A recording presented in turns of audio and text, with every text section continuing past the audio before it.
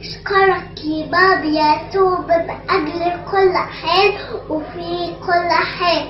يا رب اشفي المرضى حزانة قد المحتاجين شفاعة ماما العذراء كل القديسين.